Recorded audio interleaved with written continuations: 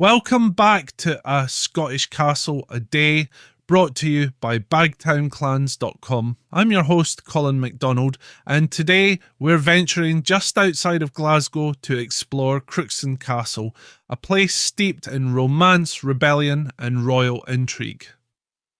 Situated atop a gentle hill overlooking the scenic Livern Water, Crookston Castle is an extraordinary blend of natural beauty and historic architecture.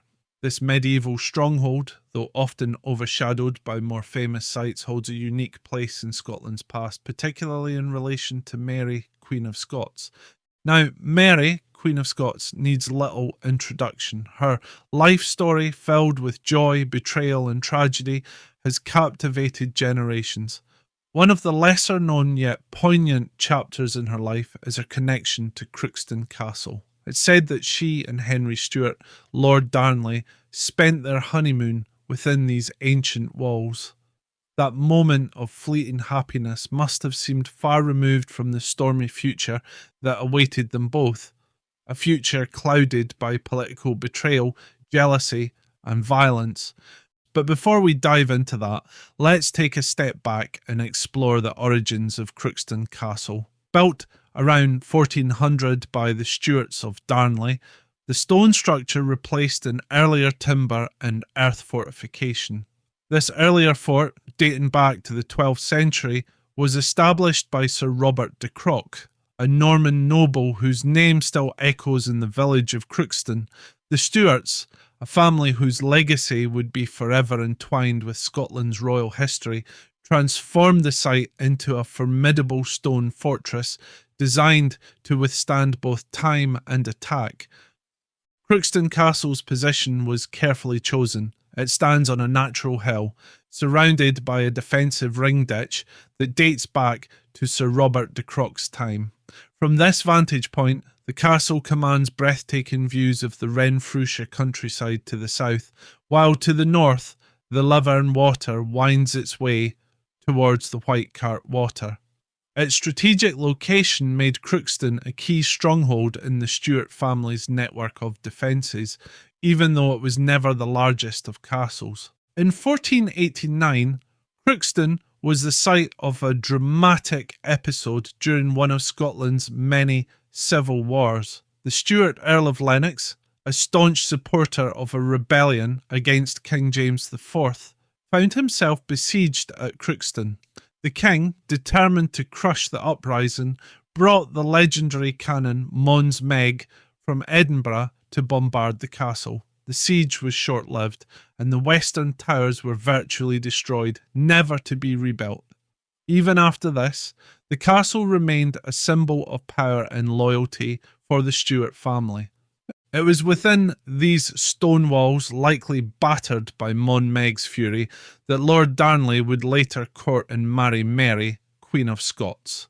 Darnley, a handsome and ambitious nobleman, had a claim to the English throne, making their union not just a romantic match but a political one. According to tradition, the couple may have been betrothed under a yew tree on the castle grounds, a tree that became a symbol of their union. Though felled in 1816, this ancient yew's legacy still lingers in local folklore.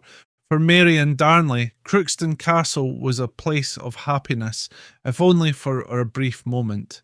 Their honeymoon here is often recalled as one of the few truly joyful times in their tumultuous marriage. Those days must have been filled with hope and affection, a sharp contrast to the violence and betrayal that would later come to define their relationship. Just imagine Mary, the young queen, full of beauty and grace, walking the halls of Crookston, unaware of the tragedy that would soon engulf her life.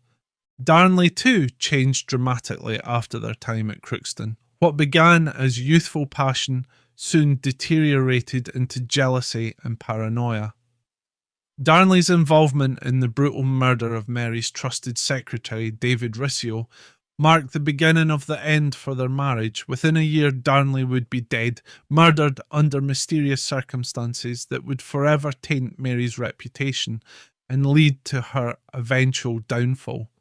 While Crookston Castle never played a central role in Scotland's grander historical dramas, it is a quiet witness to these personal tragedies. The walls, now largely in ruins, still echo with the whispers of its past inhabitants. The northeast tower, the only one still standing to its original height, offers visitors a view that Mary and Darnley might have once enjoyed.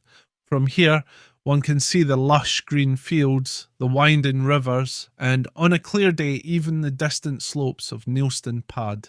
In later years, the castle passed through various hands, including those of the Dukes of Montrose and the Maxwells of Pollock.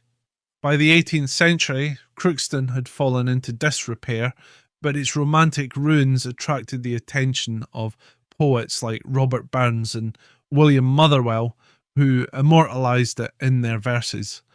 The castle's lonely beauty became a source of inspiration, much as it had once been a place of refuge and celebration.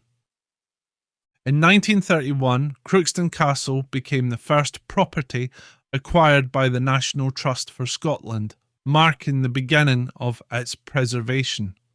Today it stands as a monument to both Scotland's medieval past and its royal history. Though its walls may no longer ring with the sounds of courtly music or the bustle of royal visitors, Crookston still offers a tangible connection to the stories of those who once called it home. So, if you ever find yourself in Glasgow with a bit of time to spare, consider making the short journey to Crookston Castle. Wander its grounds, climb its ancient tower, and take a moment to reflect on the lives of Mary and Darnley, their love, their tragedy, and the fleeting moments of joy they found within these walls. Thank you for joining me on this episode of A Scottish Castle a Day. I hope you've enjoyed uncovering the story of Crookston Castle with me. Tune in tomorrow as we explore yet another fascinating piece of Scotland's rich history. Until then, I'm Colin MacDonald, and as always, slan go foil.